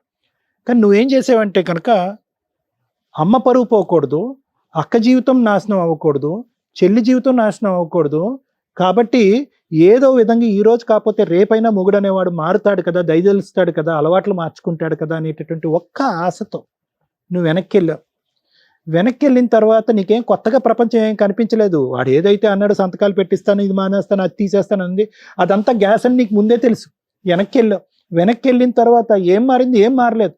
నేను ఎందుకు ఆశ్చర్యపడుతున్నాను, ఇలాంటి కేసు నేను చూడలేదని అంటున్నానంటే కనుక సెకండ్ టైం ఎప్పుడైతే కనుక నీ జీవితంలో అన్యాయం జరిగి ఇది బలవంతంగా కాదు, ఇది నీ వృత్తి ధర్మం, నువ్వు బయటకు వెళ్తే కనుక నిన్ను కొడతాను, చంపుతాను, నరుకుతాను అని చెప్పి నిన్ను ఒక ఉచ్చులో పెడుతున్నాడు చూడు, అప్పుడు గాల్లోకి ఎగిరి తన్ని పారిపోయినటువంటి 99 మంది ఆడవాళ్ళని చూశాను. కానీ ఇలా పారిపోలేకుండా అదే కుంపట్లో దహనం అయిపోతూ, అమ్మ పరువు తీయకూడదు, అమ్మని బాధ పెట్టకూడదు, చెల్లిని అక్కని బాధ పెట్టకూడదు, కొడుకు ముందు తలదించుకునే పరిస్థితి ఉండకూడదు, నాకంటూ కూడా ఒక పెళ్లి జరిగితే కనుక అది కూడా తెలిసి తెలియక ఆ పెళ్లి జరిగితే కనుక రెండో పెళ్లిలోంచి నేను పారిపోవటం కరెక్ట్ కాదు అని చెప్పి అక్కడే పడున్నావు చూడు, అది నేను ఎక్కడ చూడనటువంటి ఒక అంశం. నువ్వు ఇప్పుడు వరకు చెప్పినవన్నీ వాస్తవాలు అయితే కనుక, వాస్తవాలనే అనుకుంటున్నాను, నీ కళ్ళుని స్టడీ చేస్తున్నాను నేను, ఓకే అది పక్కన పెట్టము. ఎక్కడ తప్పు జరిగిందమ్మా ఏంటి? నాకు నిజంగా అసలు ఫస్ట్ స్టార్టింగ్ చెప్తూనే నాకు మైండ్ బ్లోయింగ్. ఏంటి 2002లోని 2003లోని ఒక రైల్వే ఉద్యోగం చేస్తున్నటువంటి ఒక స్త్రీ, అంటే ఎంతో కొంత చదువుకుంది, ఎంతో కొంత అవగాహన ఉంది, పట్టణ ప్రాంతంలో ఉంది, ఒక 10 సంవత్సరాల పిల్లకి ఒక 15 సంవత్సరాల కుర్రోడికి పెళ్లి చేయటం ఏంటమ్మా?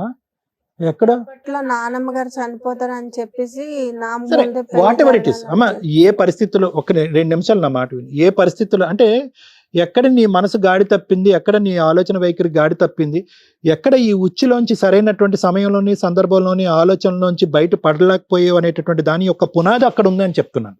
ఎవరు ఏ పరిస్థితుల్లో ఏ ఆలోచన వల్ల చేశారనేది నాకు పద. అక్కడ ఏంటి, మనకు టిక్ బాక్స్లో ఒక ఆడపిల్లకి జరగకుంది, ఆల్రెడీ ఒక మ్యారేజ్ జరిగిపోయింది, రెండోది ఒక కొడుకు పుట్టేశాడు, మూడోది ఒక భర్త రైల్వే ట్రాక్ దగ్గర చనిపోయాడు, అయిపోయినాయి, అన్నీ అయిపోయినాయి. ఏవైతే కనుక ఒక మనిషి బహుశా 100 సంవత్సరాల పాటు కూడా చూడనటువంటి ఒక కథ ఏదైతే నీ జీవితంలో ఉండకూడదో అది 15-14 సంవత్సరాలకి నువ్వు మొత్తం అంతా చూసావని చెప్పడం నా ఉద్దేశం. సో దాంతో ఏమైందంటే కనుక ఒక ఆడపిల్లకి ఆటోమేటిక్గా ఒక అభద్రత, అక్కడి నుంచి 10 ఇయర్స్ పాటు జర్నీ కింద మీద పడి ఏవైతే చూడకూడదో ఏవైతే వినకూడదో తెలిసి తెలియనటువంటి వయసులో ఒక కొడుకుని ఎత్తుకుని ఆ ఊరు ప్రాంతంలో తిరిగేటప్పటికి ఈ అమ్మాయి ఏంటి ఇలా ఉంది, ఈ అమ్మాయికి మళ్ళీ పెళ్లి చేయరా, పెళ్లి చేస్తే కనుక ఉంటుంది కదా అని చెప్పి రకరకాల మాటలు వినేటప్పటికి ఎక్కడో చోట నీకు ఆ పెళ్లి అనేటటువంటి ఒక ఆశ చిగురించింది. ఇక్కడే తొందరపాటుతనం అమ్మా, ఇక్కడే తొందరపాటుతనం. ఎక్కడైతే కనుక ఏవైతే ఎంక్వైరీ చేయలేదో, అరే ఇదేంటి అన్ని బ్యాడే, అన్ని మైనస్ మార్కులే, కర్మ సిద్ధాంతం మనం నమ్ముకుంటాం కదా, ఎవరు కర్మ అనలేదు, అంతా ఆడపిల్లే. అరే ఈ అమ్మాయికి చిన్న వయసులోనే పెళ్లి అయిపోయింది, చిన్న వయసులోనే కొడుకు పుట్టేశాడు, చిన్న పైన దురదృష్టవంతరాలు కాబట్టి చిన్న వయసులోనే భర్తను కూడా పోగొట్టుకున్నాడు అనేటటువంటి సమాజంలో ఈ తొందరపాటుతనం అనేది వస్తుంది అనమాట. అర్జెంటుగా ఎమర్జెన్సీగా 100 నెంబర్కో 108 నెంబర్కో కాల్ చేసినంత స్పీడ్గా పెళ్లి చేసేయాలి అంతే. అరే ఈ అమ్మాయి వచ్చింది, ఇక్కడ కూర్చుంది, ఎవరో రైల్వే స్టేషన్లో కనిపించినటువంటి ఒక అబ్బాయితో ఒక 4 గంటల పాటు జర్నీ చేసి ఫోన్ నెంబర్లు ఎక్స్చేంజ్ చేసుకుంది, ఈ లోపల వాడు వెంటపడ్డాడు, వేధించాడు. వీడు ఎవడు అసలు వీడు పనికొస్తాడా పనికిరాడా? ఒకసారి ఆల్రెడీ నరక కోపంలో తోసేసినటువంటి ఈ ఆడపిల్లని మళ్ళీ ఇలాగ ఇంకోసారి నరక కోపంలో మనం తోసేయాలనేటటువంటిది ఒక్కలైనా కూడా ఇంగితంగా ఆలోచించుంటే ఈరోజు నువ్వు ఇక్కడ మాకు కూర్చోవమ్మా. అభద్రత, ఆలోచన లేకపోవటం, తొందరపాటుతనం, ఆల్రెడీ పెళ్ళయి దురదృష్టవంతరాలు అయినటువంటి ఆడపిల్ల యొక్క తలరాత మళ్ళీ ఇంకొకసారి రాసేయాలి, మనం అర్జెంటుగా రాసేసేయాలి. ఆ అమ్మాయికి ఇంకో అవకాశం ఇవ్వకూడదు. ఆలోచించే సరే నువ్వు నేనే ఒప్పించానండి అని చెప్పి నీ నెత్తిమే భారం వేసుకొని, ఎస్ నీ అభద్రత అలాంటిది, నీకు మాత్రం ఆ మనిషి గురించి ఏం తెలుసు అని చెప్పి నువ్వు బలవంతంగా ఈ తల్లిదండ్రులకి, నీకు ఒకటే లాజిక్, యూజువల్గా ఐ లవ్ యూ అని వస్తాడు కదా ఎవడన్నా, అలా కాకుండా I want to marry you అని వచ్చాడు అనేటటువంటి ఒక్క లాజిక్ పట్టేసుకుని, అబ్బా 100 మంది మగాళ్ళు ఈడే మగాడు రా బాబు అని చెప్పి నువ్వు పెళ్ళికన్నీ సై అన్నావు. వీళ్ళేదో పైకి వెళ్ళి అక్కడ ఏదో ఎంక్వైరీలు చేశారు, అందరూ ఒక దొంగల ముఠాను రెడీ చేశాడు, అందరూ దొంగల ముఠా అంతా కూడా ఎస్ అని అన్నారు, అందరూ వాడికి మార్కులు వేశారు, ఆ పొలం నాది, ఆ ఇల్లు నాది అంటే నాదే అనుకున్నారు. ఒక కాగితం లేదు, ఒక పత్రం లేదు, ఒక ఎంక్వైరీ లేదు, గడిదిగుడ్డు లేదు. పెళ్ళినటువంటి మర్నాడు నుంచి వాడి ఇంట్లోంచే వర్క్ ఫ్రమ్ హోమ్. సో ఏదైతే కథ మొదటి నుంచి ఉందమ్మా, ఈ కథ యొక్క పూర్వాపరాలు వేర్లు కింద నుంచి ఉన్నాయి. నువ్వు అందులో భగ్నం అయిపోయావు, దహించిపోయావు, కోపం వచ్చింది, అసహ్యం వచ్చింది, చేదరించుకుంది, కానీ పరువు కాపాడాలి, వెనక్కి వెళ్తే తల్లి స్వీకరించదు కాబట్టి అక్కడ దహనం అయిపోయావు. కాదనట్లే, ఇదంతా జరిగిందమ్మా. నరకం టార్చర్ తప్ప నీ జీవితం ఏం చూడలే. నిజంగా నేను చెప్తున్నా, 10 సంవత్సరాలు అప్పుడు మొదలైనటువంటి నేను నరకం ఇంకా 34 సంవత్సరాలు ఇంకా ఎండ్ అవ్వలే. Never ending story. కానీ ఇక్కడ ఎండ్ చేసుకోవాలా లేదా అనేటటువంటిది నీ చేతుల్లో ఉంది. నువ్వు డిప్రెషన్లో ఉన్నావు, బాధపడుతున్నావు, లోపల కుంగిపోతున్నావు, నీకు సపోర్ట్ సిస్టమ్ లేదు. నా అనేటటువంటి వాళ్ళు ఈ ఊరు వెళ్తే కనుక 100 మంది ఉన్నా కూడా ఆ నా అనే వాళ్ళు పక్కన లేరు. కడుపులో పెట్టుకుని దాచుకున్నావు. నేను ఇలాంటి వృత్తిని నమ్ముకుని ఇలాంటి బలవంతంగా ఇటువంటి వృత్తిలో ఉన్నాను అని చెప్పి సిగ్గుతో మాట చెప్పుకోలేక, బయటకు చెప్పుకోలేక, ఇప్పుడు నీ కొడుకు అంత అయ్యి ఉంటాడుగా, 21 years ఏంటమ్మా అని ఆడి నోటి అంటే ఎక్కడ మాట వస్తుంది? ఏమే ఇప్పుడు వరకు ఈ మాత్రం చెప్పకుండా అంత చండాల పనులు చేస్తావా డాష్ డాష్ అని అంటారని చెప్పి ఆ మాట భరించలేక కడుపులో దాచిపెట్టుకుని 2 సార్లు సూసైడ్ అటెంప్ట్లు చేసి చావలేక బ్రతకలేక ఆ మహానుభావుడు ఎవడో వస్తే అతను కక్కేవు నువ్వు. లేదంటే ఎప్పుడో చచ్చిపోవాల్సింది, ఎప్పుడో మానసికంగా ఎప్పుడో చచ్చిపోయావు, శరీరం వెళ్ళలేదు అంతే నీది. కానీ ఇప్పటి నుంచి అమ్మా నేను అనేది ఏంటంటే ఎందుకు జరిగింది, ఎలా జరిగింది, ఎవరి వల్ల జరిగింది, ఎప్పుడు జరిగింది అనేటటువంటి మాటలన్నిటికీ నేను చెప్పేసే సమాధానం. ఆడికి దండించాలి అనేటటువంటి ఆలోచనతో నిన్ను ఇంకా జీవితాంతం దండించుకోకమ్మా. నేను ఒక సైకియాట్రిస్ట్ని, ఓకే, నేను పోలీస్ వ్యవహారాలు ఇంకో విధంగా మాట్లాడను. ఏం దండిస్తావు నువ్వు? 5.5-6 సంవత్సరాల పాటు 7 సంవత్సరాల పాటు దండించలేనటువంటి ఒక మనిషి ఈరోజు ఫ్రీ బర్డ్ లాగా ఆకాశంలో ఎగిరే పక్షిలాగా హ్యాపీగా ఆ వృత్తో ఇంకో 10 మంది వృత్తో ఇంకో 100 మంది ఆడవాళ్ళ జీవితాల్లో నాశనం చేసేవాడిని నువ్వేం దండిస్తావు? మేమేం దండిస్తాం? ఇక్కడ ఇన్ఫాక్ట్ ఏంటంటే కనుక నీ పుండి మీద నువ్వే ఇంకా ఇలా పచ్చికారం వేసుకుంటున్నావు. ఎందుకు? అయిపోయినటువంటి జీవితం అయిపోయింది. ఒకసారి వాళ్ళు తప్పు చేశారు, తర్వాత నువ్వు తప్పు చేసావు, ఇంకోసారి దేవుడు తప్పు చేశాడు. ఎవరు ఏమన్నా తప్పు చేయండి. ఇదేంటి ఫలితం లేనటువంటి జీవితం, గమ్యం లేనటువంటి జీవితం? ఎటుపోతుంది నీ జీవితం? కక్ష సాధింపా? వాడిని శిక్షించాలా? ఎవరు శిక్షించాలి? నువ్వు చేస్తావా? పోలీసులు చేస్తారా? ఏ లా కింద, ఏ సెక్షన్ కింద? అండ్ ఊరేసేయాలా? నరకటానికి ఏం సెక్షన్ పెట్టాలి, చంపడానికి ఏం సెక్షన్ పెట్టాలి వాడిని? I don't think so it is practically possible అమ్మా. ఇంతకంటే స్ట్రైట్ ఫార్వర్డ్ ఉన్న కేసెస్కే శిక్ష పడట్లే రకరకాల కారణాల వల్ల. ఆడు తప్పించుకుని తిరిగేటటువంటి బ్యాచ్. నువ్వు ఏం కేసులు పెట్టావు, ఏ దారిని వెళ్ళావు అవైతే నాకు తెలియదు, కానీ ఇక్కడి నుంచి అయినా జీవితాన్ని వాడి కర్మకాడిని వదిలేసాయి. వాడు ఏమన్నా ఇస్తే తీసుకో, నా మాట వినమ్మా. నువ్వు బ్రతకాలి, నీ కొడుకు బ్రతకాలి. జీవితాంతం అమ్మా దాసోహం అని చెప్పి మీ అమ్మకి అడుక్కునేటటువంటి పొజిషన్లో నువ్వు లేవు. ఎక్కడో చోట నీకంటూ ఒక జీవితం ఉంది, నీకంటూ ఒక వ్యక్తిత్వం ఉంది. అట్లీస్ట్ ఇప్పటికైనా అది బ్రతకమని చెప్తున్నాను. ఈ పగలు, ప్రతీకారాలు, శిక్షించటాలు, వాడికి శిక్ష పట్టాలి, ఇవన్నీ వేస్ట్, ఇవన్నీ వర్కౌట్ అవ్వో. కాదు సార్, నాది నా బాధ. అమ్మ బాధ అయినా దేన్నైనా, ఆడపిల్లకి అన్యాయం తప్ప న్యాయం జరగదు సార్. ప్రూఫ్ అమ్మ ఆ ఆడపిల్లల్ని అందులోకి తోసింది ఎవరు, వెళ్ళింది ఎవరు? ఒక 10 సంవత్సరాల ఆడపిల్లకి పెళ్లి చేసింది ఎవరు? ఆడొచ్చి చెప్పాడు ఆ 10 సంవత్సరాలప్పుడు నిన్ను పెళ్లి చేసుకోమని. ఎందుకమ్మా ఈ మాటలన్నీ? ఎక్కడ వర్కౌట్ అవుతుంది ఇవి? These are not going to work. These are helpless situation. మనం వెళ్ళాం నడుచుకుంటూ అందులోకి, ఆ కుంపట్లోకి. నేను ఒకటే చెప్తున్నానమ్మా, బలవంతంగా వాట్ ఎవర్ ఇట్ ఈస్, బయటికి పారిపోవటానికి 1,00,000 అవకాశాలు ఉన్నాయి తల్లి నీకు. అదేమి జైలు కాదు, అదేమి అండమాన్ నికోబార్లో ఉండేటటువంటి ఒక మారుమూల ప్రాంతంలో ఉండేటటువంటి ఒక జైలు కాదు. పట్టపగలు అడిబొడ్డున జరిగింది ఇది. తలుపు తీసి పారిపోవటానికి 2 నిమిషాలు. ఎందుకు అన్నిసార్లు వాడికి ఛాన్స్ ఇచ్చావు? ఎందుకు క్షమించావు? ఒకసారి ఇచ్చావు, 2 సార్లు ఇస్తావా, 3 సార్లు ఇస్తావా? వాళ్ళు పరుగు పొద్దు, వీళ్ళు పరుగు పొద్దు అని చెప్పి నీ జీవితాన్ని నాశనం చేసుకుంటావా? ఈ రోజు పగ తీర్చుకోవాలా? పగ కోపం కాదమ్మా. ఏదన్నా నువ్వు ఇక్కడ కూర్చోటానికి ప్రధానమైన కారణం వాడిని శిక్షించాలని.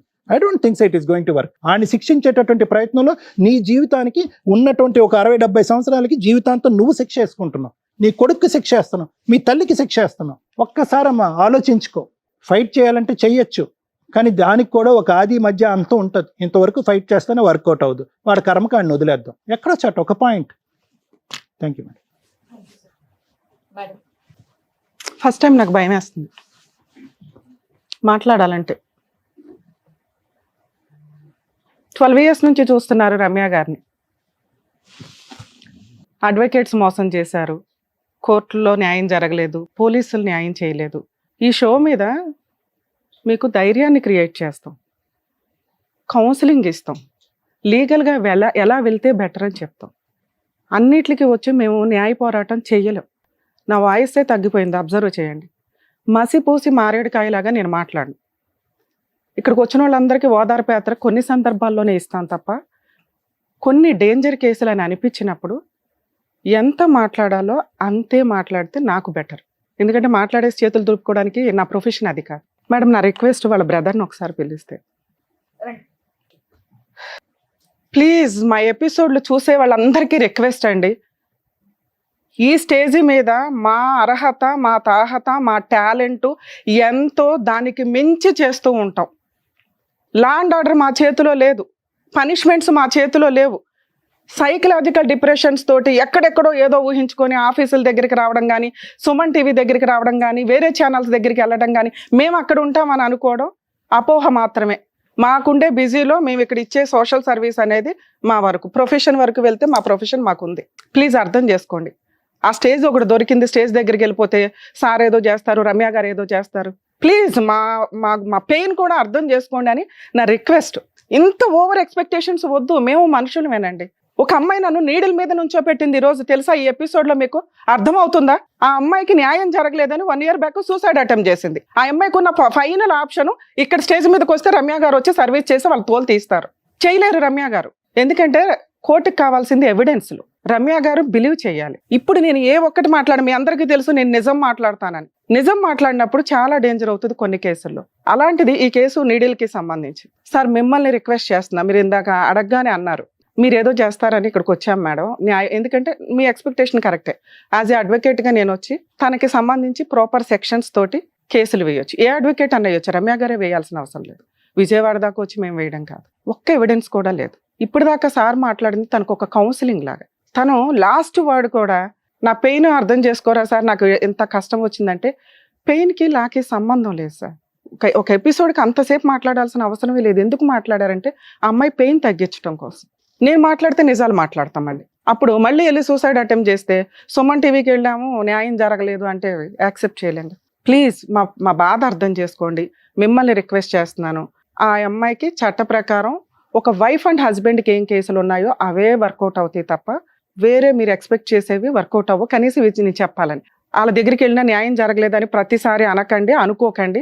ఎంత చేయగలమో అంతే చేస్తామని చెప్పడానికే ఫస్ట్ టైం నేను చాలా ఇబ్బంది పడుతున్నాను ఒక ఎపిసోడ్ కంప్లీట్ చేయడానికి. మిమ్మల్ని రిక్వెస్ట్ చేయగలను ఈ స్టేజ్ మీద, ఎందుకంటే నేను చెప్పే బాధ అమ్మాయికి అర్థమవుతుందో లేదో నాకు తెలియట్లే. ప్లీజ్ మీరు బయలుదేరవచ్చు. నేను కంటిన్యూ చేయాలంటే అమ్మాయి ఉండగా నేను మాట్లాడలేను. నాన్న థ్యాంక్ యూ. చాలా ఎపిసోడ్స్ మీరు చూసే ఉంటారు, సైకలాజికల్ డిప్రెషన్స్తో కానీ ఇక్కడేదో జరిగిద్దని వస్తూ ఉంటారు. మీరు చాలా ఎపిసోడ్స్ చూస్తే మీకు మేము కట్ చేసి చాలా వరకు ఎడిట్ చేసి పంపిస్తూ టెలికాస్ట్ చేస్తూ ఉంటారు. ఎందుకంటే 2 hours 3 hours తీసుకుంటాయి ఒక్కోసారి. కొన్ని మీకు అపోహలాగా అనిపించవచ్చు, ఫేక్ అనిపించవచ్చు.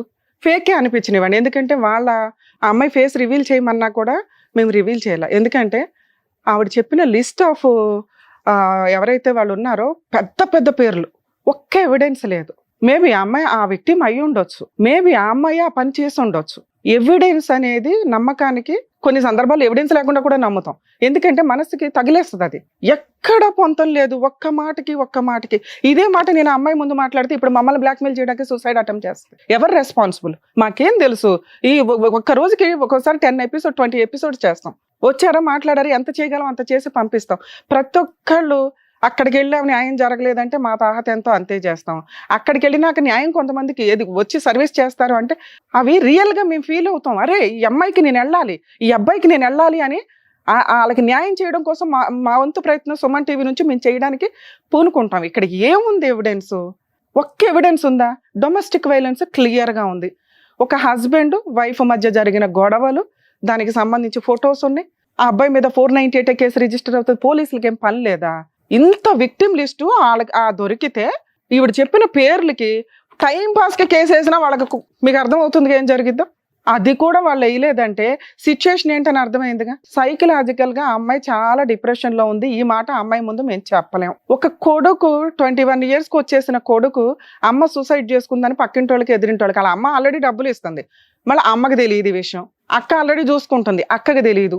చెల్లి ఆల్రెడీ చూసుకుంటుంది, చెల్లికి తెలియదు. అన్ని అబద్ధాలు. మేబీ ఆ అమ్మాయి ఆ విక్టిమ్ అయినా కూడా ఎక్కడ స్పందించడానికి ప్రాపర్గా అనిపించినప్పుడు న్యాయం చెయ్యలేము. ఎవిడెన్స్లే ఉండవసరలా, నిజం అని మాకు అనిపించిన రోజున నిజంగా నేను అక్కడ విజయవాడ వెళ్ళేదాన్ని, కేసులు వేసేదాన్ని, తోలు తీసేదాన్ని. ఒక 498 కేసు పోలీసులు తీసుకోలేదు అని అనటానికి లేదు. 498 తీసుకోవడానికి రెడీగా ఉన్నారు. ఆ అబ్బాయి డైవర్స్ ఇచ్చేసి పెళ్లి చేసుకోవడానికి, విడాకులు తీసుకోవడానికి రెడీగా ఉన్నాడు. అంటే ఒక వైఫ్ అండ్ హస్బెండ్ కేసు ఎట్లా ఉంటుందో సేమ్ అంతే ఉంది ఈ కేసులో. లీగల్ ప్రొసీడింగ్స్కి వెళ్ళినప్పుడు తనకి జరిగిన అన్యాయమో లేదా తనే ఏదన్నా చేసిందో హస్బెండ్కి నువ్వు ఏం చేసావో చెప్పు అని అన్నప్పుడు నా దగ్గర ఎవిడెన్స్ లేదండి, ఇదిగోండి ఆ ఫోన్ పగలగొట్టేశాడు, ఇంకొకటి ఉంది అది పగలగొట్టేశారు. మేబీ అలా పగలగొట్టేసినప్పుడు ఈమె ఆల్రెడీ ఫస్ట్ 6 monthsలో జరిగిన దానికి ఒక 1 year గ్యాప్ తీసుకుని మళ్ళీ అదే ఇన్సిడెంట్లోకి వెళ్ళింది. తను చెప్పిన వర్షనే మాట్లాడదాం. 2 years మళ్ళీ అదే రోజు తన్నులు తినటం, వెళ్ళటం, పడుకోవడం, డబ్బు సంపాదించడం, డబ్బంతా ఆయనే తీసుకుంటాడు. 200 కూడా వాళ్ళ అబ్బాయికి ఇవ్వనివ్వడు. అంత నరకం పడుతున్నప్పుడు రెడీ హ్యాండెడ్గా పట్టించవచ్చు, చెయ్యలే. ఎవరైతే పెద్ద వ్యక్తులకు పేర్లు చెప్పిందో వాళ్ళందరి గురించి వీడియోలు ఉన్నాయి, రెడీ హ్యాండెడ్గా కేసు ఫైల్ చేయలే. 4 సంవత్సరాల నుంచి అదే సరౌండింగ్లో ఉంటుంది, ఖాళీగా వాళ్ళ అమ్మ ఇంటికి రానివ్వదు, నువ్వు మా ఇంటికి రాక అందా, కానీ డబ్బులు మాత్రం పంపిస్తుంది. ఒక నిజం ఎలా కనిపెడతామని మీరు అనుకుంటున్నారు కదా, వాళ్ళ మాటల ద్వారానే. ఒక క్రాస్ ఎగ్జామినేషన్ కానీ ఇవి కానీ ఎందుకు గంటలు గంటలు మాట్లాడిస్తామంటే ఎక్కడొక్కడ దొరుకుతారు వాళ్ళు నిజం ఏంటి అనేది. ఇక్కడ ఆ అమ్మాయి మాట్లాడిన ఫస్ట్ స్టెప్ నుంచి నాకు అర్థం అవుతుంది. మేబీ బాధితులు ఇక్కడికి వచ్చినప్పుడు కూడా సైకలాజికల్ ప్రాబ్లం ఉన్నాయి కూడా మేము చాలా కూల్గా చెప్పి వాళ్ళలో మోటివేషన్ క్రియేట్ చేసి పంపిస్తాం. కానీ ఆ అమ్మాయికి ఎంతసేపు ఎవరు మాట్లాడినా యాక్సెప్టబుల్గానే లేదు. వాడిని పనిష్ చేయాలి, ఏముంది అక్కడ పనిష్ చేయడానికి? ఇదే మాట మేము అక్కడ మాట్లాడితే మళ్ళీ సూసైడ్ అటెంప్ట్ చేసి సుమన్ టీవీకి వెళ్ళాము సూసైడ్ అటెంప్ట్ అనే మళ్ళీ అదొక టైటిల్. ఈ కేసులో ఆ అమ్మాయికి జరిగేది ఓన్లీ 498 కేసు, డొమెస్టిక్ వైలెన్స్. పోనీ ఆ కేసులన్నా వేసుకోవచ్చు. లాయర్ని కొనేసాడట, ఆయనే పావల. అతనే నిజంగా బిజినెస్ పర్సన్ అయితే ఈ అమ్మాయిని పెళ్లి చేసుకోవాల్సిన అవసరమే లేదు. ఒకవేళ బిజినెస్ పర్సన్ అయినా భార్యని బిజినెస్ లో పెట్టాల్సిన పని లేదు, ఎందుకంటే ఈవిడ లేనప్పటి నుంచి ఆ బిజినెస్లు నడుస్తున్నాయి కాబట్టి. ఒకవేళ ఇద్దరు గుంపుగా చేసినా ఈవిడ ఎవిడెన్స్లు పట్టుకొని తోలు తీసేయొచ్చు. మేము ఎక్కడ సఫర్ అవుతున్నాం? ఒక అమ్మాయి, మీరు చాలా ఎపిసోడ్లు చూస్తుంటారు, ఇలాంటిది జస్ట్ ఫోటో తీసారనే తోలు తీస్తున్నాం. ఓ పక్కన ఇంతమంది రేపులు చేసేసి ఎంతమంది నిద్రలు ఆవిడే పట్టించుకోదు, మేము పట్టించుకోవాలి. ఇప్పుడు ప్లీజ్ ఏమనుకోకండి. ఈ కేసులో లీగల్గా తన కోర్టుకు వెళ్తే ఒక వైఫ్ అండ్ హస్బెండ్కి జరిగే ఏ న్యాయం జరిగిద్దో అదే జరిగిద్ది. తను ఎట్లాగో వీడియో చూస్తుంది కాబట్టి తల్లి నీకు రిక్వెస్ట్ అమ్మా, అతన్ని ఏమీ చేయలేకపోతున్నాను అనేది మర్చిపోండి, దేవుడు చూసుకుంటాడు. మీ వరకు మీకు ఒక కుటుంబం ఉంది, ఒక పిల్లాడు ఉన్నాడు, మీరు బతుకుండడం చాలా అవసరం. టైం పాస్కి మీరు సూసైడ్ అటెంప్ట్స్ చేసుకుంటూ కూర్చుంటే కుదరదు. ఈ రోజున చూస్తున్నాం, రీసెంట్గా ఒక ఆమె పాపం బట్టలు ఇప్పేసుకొని వెళ్ళిపోయి సూసైడ్ అటెంప్ట్ చేసేసుకొని. ఎంత వర్క్ స్ట్రెస్, లేకపోతే ఏంటి, మాట్లాడుకోవడానికి మనుషులు దొరకట్లేదా మీకు? సూసైడ్ టెండెన్సీ వస్తుంటే ఖచ్చితంగా ఎవరో ఒకరితో మీరు షేర్ చేసుకోండి, మాట్లాడండి, సైకియాట్రిస్ట్ని కలవండి, కౌన్సిలింగ్లు తీసుకోండి. ఎందుకు జీవితాలను నాశనం చేసుకోవడం? అంత స్ట్రెస్ ఎందుకు పెట్టేసుకుంటున్నారు? ఇంతే ఇట్లాగా. పిల్లాడు లేదు, అమ్మ లేదు, ఎవ్వరు లేదు, అమ్మాయికి చచ్చిపోవడం కావాలంతే, లేదా అణువురేసేయడం. ప్లీజ్ బతుకుండండి. మరో కథతో మళ్ళీ కలుద్దాం.